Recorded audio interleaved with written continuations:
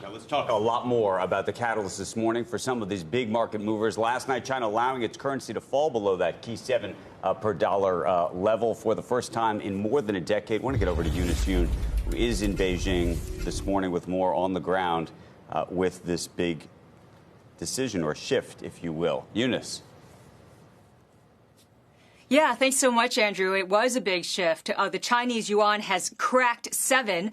That's the way the Chinese currency traders describe it. And that has been raising a lot of questions here as to whether or not Beijing authorities are now purposely devaluing the currency as a way to offset the potential impact of President Trump's next round of tariffs. In a statement on its website, the Chinese central bank explicitly linked the depreciation to the trade war, saying the losses today were largely due to unilateralism, trade protectionism, and tariffs on Chinese goods, though it didn't mention the U.S. by name. Now, for the past decade, the authorities here have been very careful to keep the yuan stronger than 7.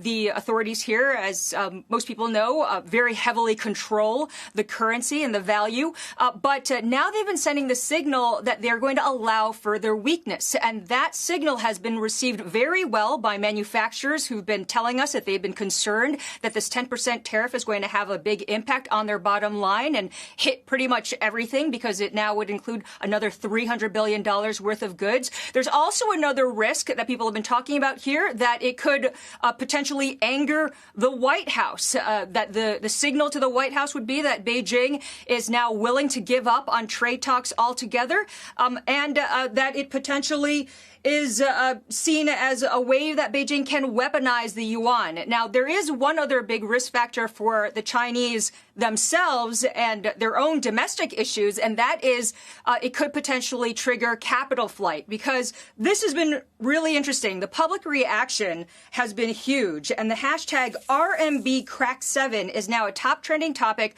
on social media, with 410 million views so far. Generally, people are expressing doubt that the central bank and the authorities here will be able to protect the value of the currency. And by that, they interpret it as the value of their money. Guys?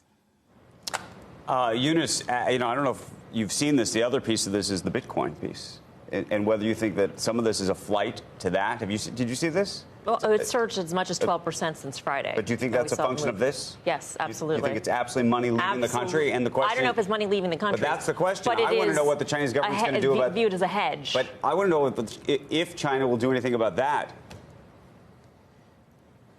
Eunice? Well, I mean, it's difficult to know because the authorities here do crack down on Bitcoin. It's a lot of the trading on the exchanges has been illegal. Right. There's still an underground market for Bitcoin. A lot of chat rooms of people who do trade in Bitcoin. But it's difficult to say exactly what the government would be able to do to try to clamp down on this. But there is a concern that you will see capital flight out of this country because we've talked about this before. 2015, 2016, when the government here had decided to depreciate the currency.